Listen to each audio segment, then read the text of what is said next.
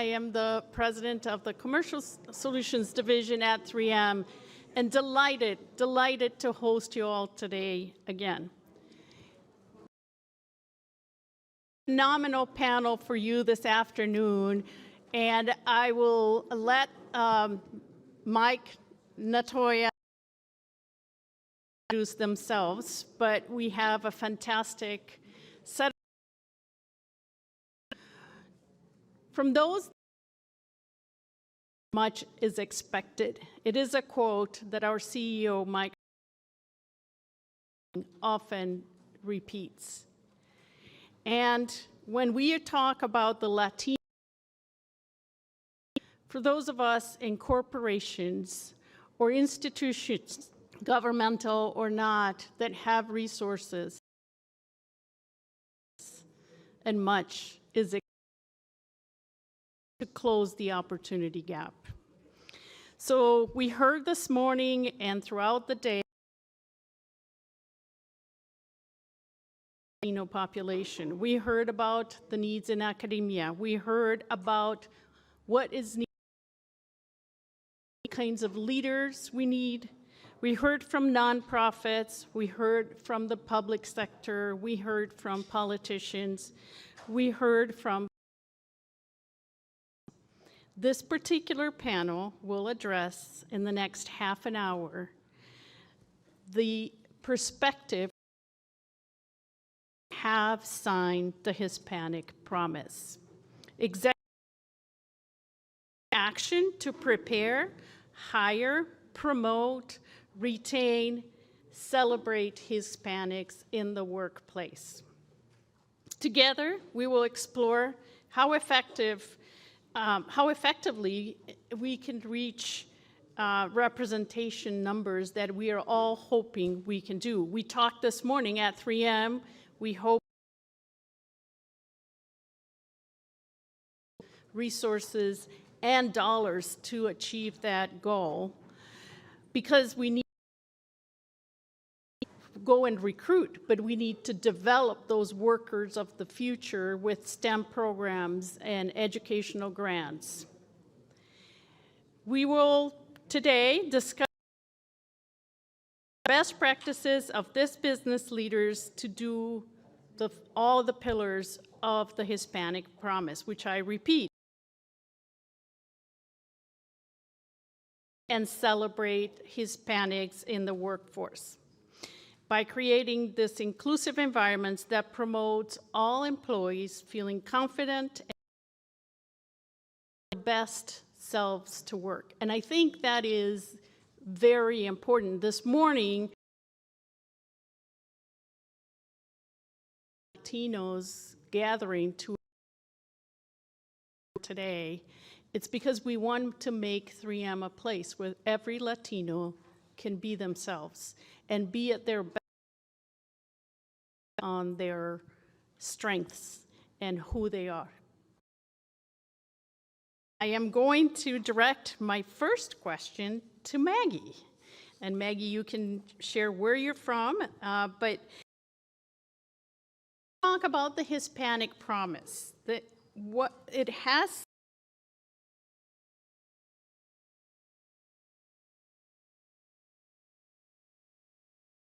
When considering these pillars,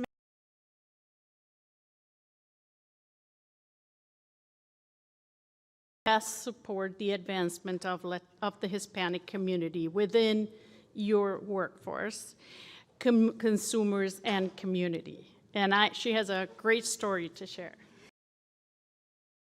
So I know we only have a half hour, right? So I can't talk about all the things we're doing, all these various pillars, but I will talk about what we're doing to promote. And I think we all have seen it in most organizations where you have this middle manager being Black and brown communities representative at the top. And so we created a program designed to bust through. I work at US Bank in diversity, equity, and inclusion. I manage the military and veteran segment as well as the Hispanic segment at the company. The Hispanic Promise back in 2019, right before I joined the organization. And I came in numbers like we got some work to do. But But here's a problem. Great programs out there, but the program, right? So it's the system. To really look back at our human resources policies, how we are promoting folks, because what happens is you have this great program, folks go through again, they don't see any movement in their career, they get frustrated, and you just train them to leave, right? They're gonna go somewhere else. So we had to figure out how can we make this not only possible, but so we worked very closely to really address those gaps by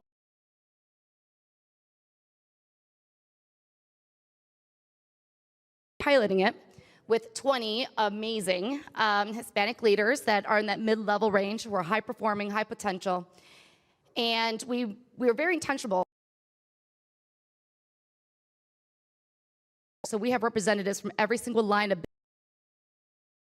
Think about that in itself for a second. That something done. I got a friend over in this department, a friend over in that department. That's how you get.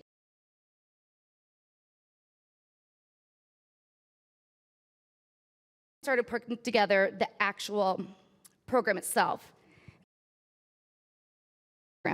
Right? We take talented people and we put them in a program, right? Try to fit them into that box. What we wanted to do is develop the program. Each individual, we figure out in the beginning what their plan is. We give them executive coaches. We get them mentors. We're doing the development programming with them. And then we work on how to best support them, how to get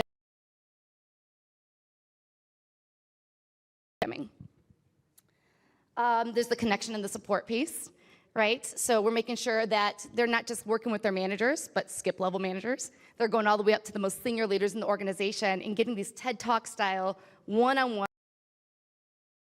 senior leaders, and everyone knows who these folks are, right? This is unique.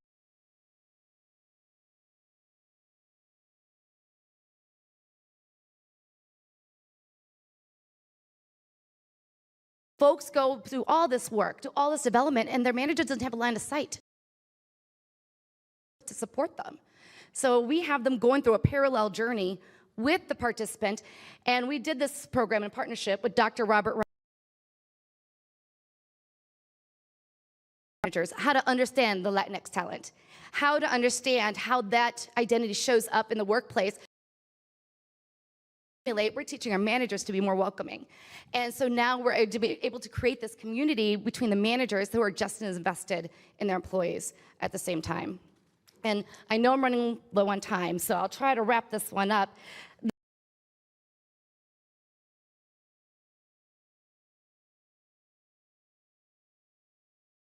$16 million commitment to break down the communities. And this year, we're really doubling down to the Hispanic community. And these 20 individuals that represent all areas of the organization are helping us build that business case and how we're going to go to market, what we need to do, how we're going to do it, how do we earn that trust. And it's making my job a lot easier because now I got 20 brilliant minds helping me do that work. And they're going to be actually pitching that to the CEO at the end of this program. And that's so we didn't want to give them busy work, but something that they can actually do that's going to impact not only the company, but the community. So is it Zang? Huh? Zang, the name of the program? Oh. Hispanic lead? Yes. Okay. It's really a So how about a round of applause for this incredible just about lifting Latino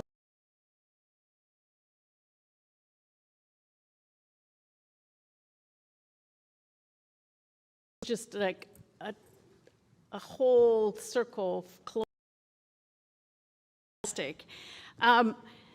Natoya is going to address our so when we consider our Hispanic workforce,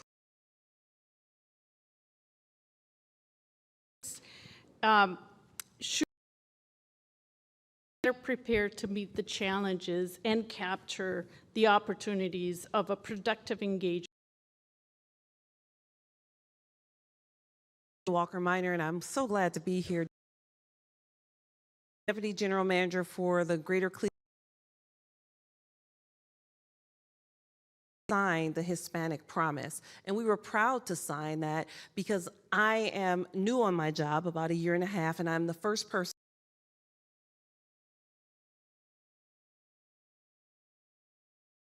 How do you do it? How do you?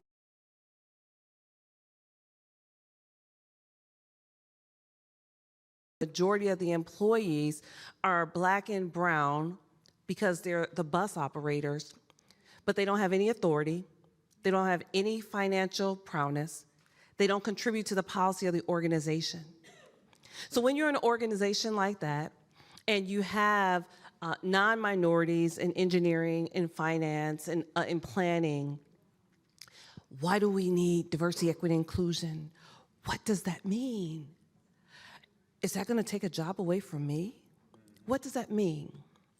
And so I am working to decrease anxiety, increase engagement and understanding, and that's education with my colleagues. I say that I've been doing diversity, equity, and inclusion before it was a thing, because I've been doing it since I was 14. Because I was in the first class of busing in Cleveland, Ohio in 1978. When we were bused, us brown kids were bused to the west side of Cleveland so that we can get to educational parity. This is on the heels of the civil rights movement. So 13 years later, school systems across this country fighting for educational parity. In Cleveland, that resulted in busing, taking Black and brown kids from the east side to the west side. And what we found then, and what I find today, is it was parents at that time, we don't want busing, this is not good. And they were afraid. But my peers in school, they were not afraid. And so I became friends with people who didn't look like me. I've been doing diversity since I was 14.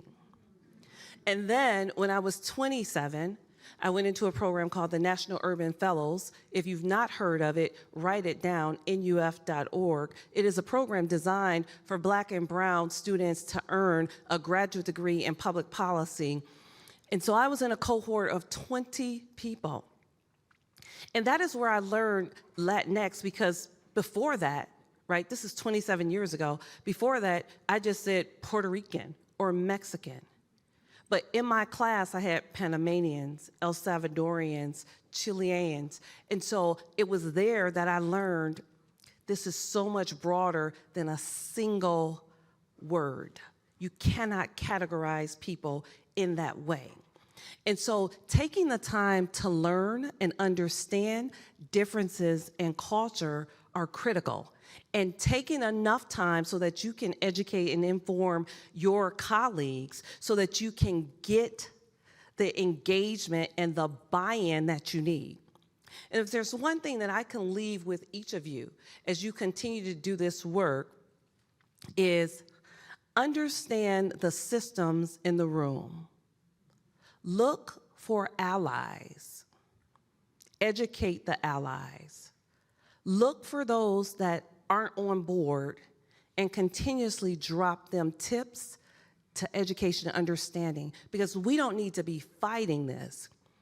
We have to continue to move forward with fact in a way that does not intimidate or create anxiety, because folk get scared.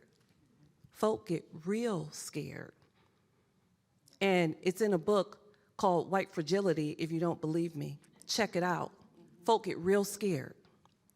And so we need to build allies as we move forward, always keeping our eye on the prize and being conscientious of what's behind door number 2 and thinking forward so that we can navigate within the system to move our initiative forward. That's good. I want to double click on something. You just said. You really touched on the organization, right? And knowing how to navigate that. And, just to add on to that, right? Get involved in your BRGs. We actually recently just did our studies, and we have KPIs showing that our Nosotros Latinos, BRG, has if you serve on the board, you have a 41% higher chance of getting promoted within the organization. I see my leaders high-fiving each other over there, like, yes. But we actually have data now to support that. So not only does it increase the retention of employees, but it's gonna get you a better chance of getting promoted due to the sheer visibility and the learning experience that you get from it as well. I promised you this was gonna be really good. Go.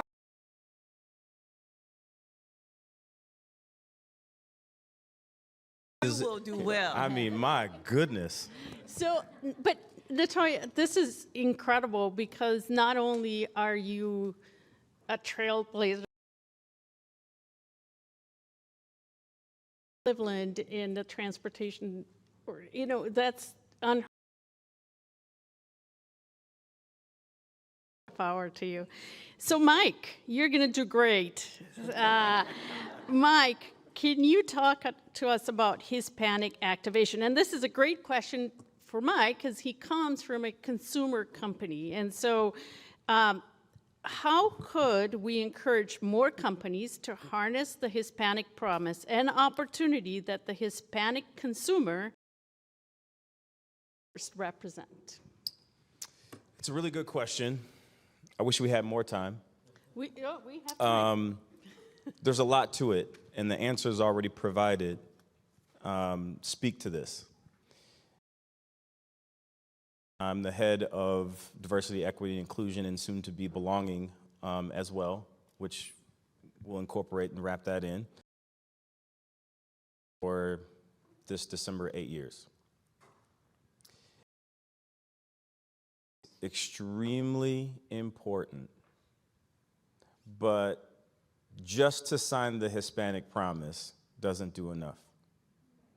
So to sign the Hispanic Promise, I tell folks when I talk to them is that DE and I work is messy.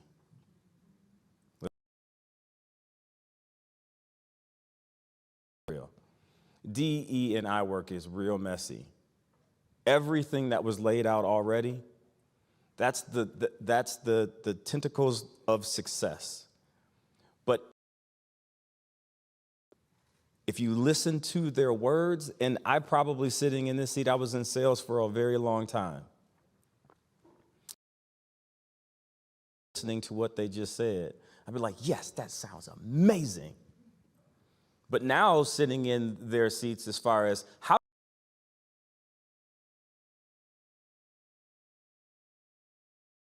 when you present the Hispanic Promise, and you say, this is what we're going to stand for and this is what we're going to be about.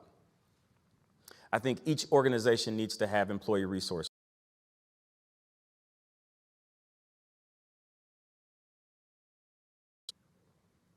You have to, or as part of the employee resource group that you belong to, be your authentic self. But you've created the environment for that to happen. And so we say, hire and retain. That's really sexy, right? Like that's the utopia. But then the challenge comes in as Hispanic, Black, and Brown, LGBTQ, veteran, any other people group. How do we to belonging? Because when we talk about diversity and inclusion, and we focus on diversity, it's you inherently are talking about other groups, not white. Why is belonging? Have everyone as part of the conversation, right? So that's when our work, and when I started and I took over post George Floyd, what does it sound like? What does it feel like?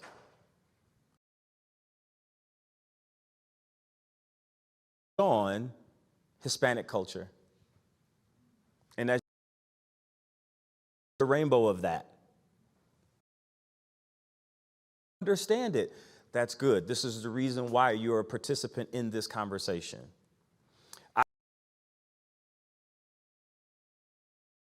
able to confidently speak this language. And that's the learning opportunity for everyone. Speak this language. I too was part of the first cohort group of inner city students in Milwaukee, Wisconsin to be bussed out as part of the 220 program in Milwaukee, Wisconsin to take inner city kids and be educated in the suburbs. I then went on to predominantly white CU. The reason why I say that, I was able to navigate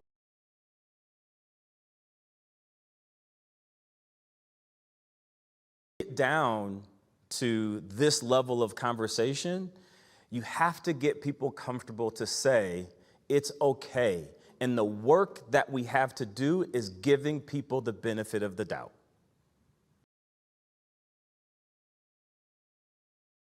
Okay, this is the cultural competency learning opportunity that we have before. Thank you. Anything? It's messy. It's in fact quite ugly And painful. But it is critically important that we become comfortable with discomfort, because it is an uncomfortable, not for you, the advocate, but it is uncomfortable for who is a Caucasian, because they don't want to step on any nails or trip themselves up, because they're trying to understand. We always have to find ourselves in a posture of education. And that can be difficult, because at times,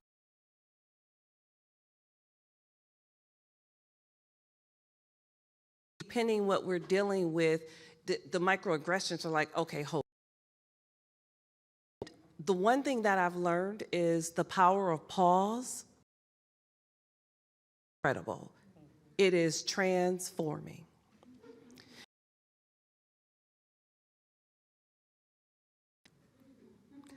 And a lot of times it is better to pause than to proceed, because what comes out next, and we need to create allies. Just to piggyback on that, speaking to the courage and how at times it can be messy. Even when I'm talking to our senior leadership, our executive, and asking, have to bring up the word whiteness. For me, I've been in the CPG industry for a very long time. And so when I'm advocating, point to systemic historical things that have taken place on the reason, or I begin to shake. I literally shake in my seat. This is as real gets. A group of individuals, white men and women, and I haven't educated them on, at that particular time, just because of time constraint and busy schedule, that we really do need to have a conversation and take a deep breath. We're going to talk. If we don't have that time to take a deep breath and say that we're going to talk about race and the immediacy of something, a decision needing to be made, and I'm saying the reason why I'm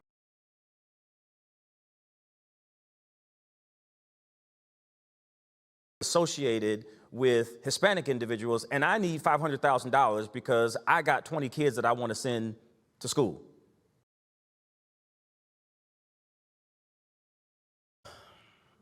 I begin to shake.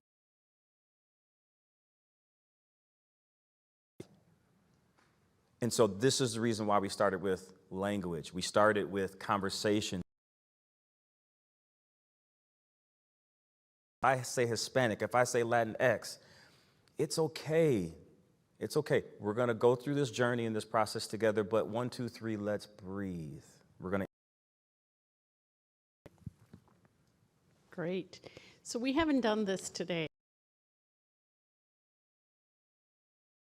because we're doing really well on time. And yes,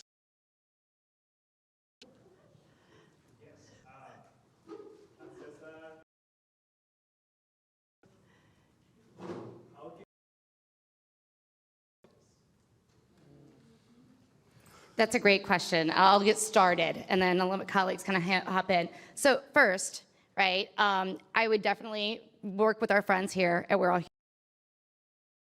What they do, they can help consult you, work with you, and help you get these infrastructures built up. But I building the community, right? Like, what's the mission? What are you trying to achieve within, the student base case? And I think that you'll find that's where a lot of people get hung up when they're trying to get these started, right? How do we get that senior approval of this program? How do we get that off the ground across these various functions? That's where the We're All Human can come in and help out. Feel free to reach out to me on LinkedIn. Colleagues here would also be happy to help out.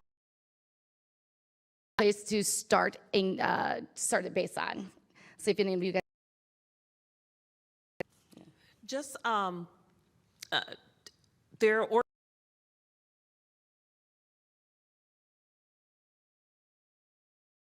are in Cleveland.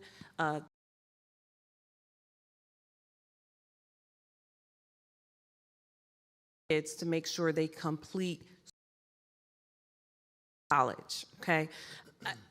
28 years ago, when I was in my graduate program as a national Latinx colleagues who didn't complete high school, the numbers haven't shifted that much. So we've got to make sure we have mentorship programs, coaching programs,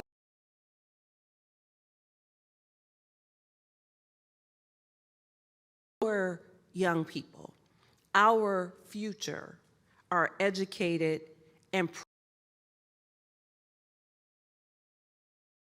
the mantle, because it is a journey. And so we've got to make sure they're prepared that when we say stick, they're ready to stand level. I'm glad you said Esperanza. It's a great organization. There's a lot of great.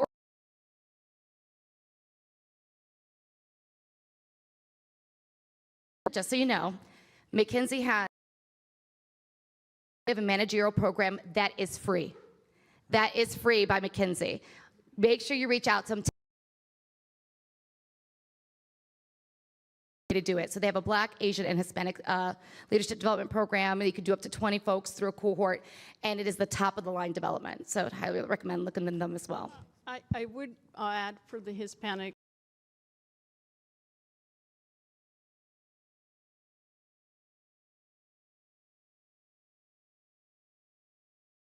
of hiring folks from SHIP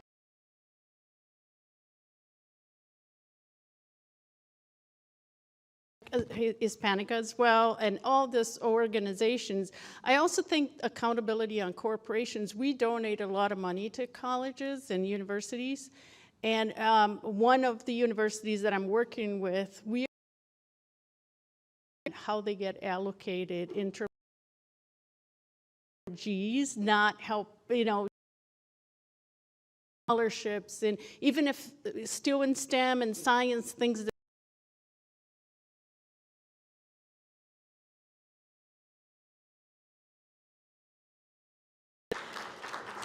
so we're fire to make it fun, and so I'm going to start with Natoya on the other end. What's in the future?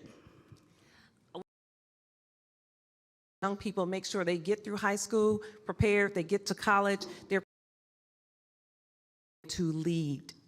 Maggie, Hispanic Promise, what does it mean to you? The workforce of the future today.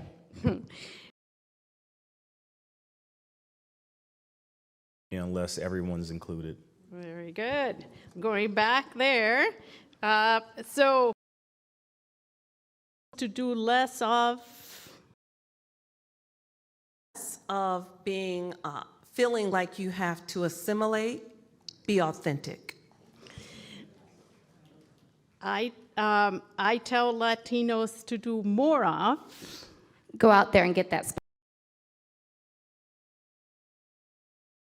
D&I moment. Adding inclusive to our leadership attributes for a company. Our Very core good. leadership attributes, we added inclusive. Very good. And the last one. Your favorite Latino author? Well, the author that I had said, Sonia Sanchez, is actually African American. I do have a quote for you all from the Farmers. She started the United Farmers. So powerful for the moment. We are needed. We have to be engaged and get ourselves elected to school boards and city councils, and I'll add to state representatives and to where policy is influenced. Because policies become have performance metrics. We've got to move our people through programs. Thank you. And favorite dance? And last one, Mike, favorite Latino dish? Toquitos. Applause to this amazing panel. Thank you so much.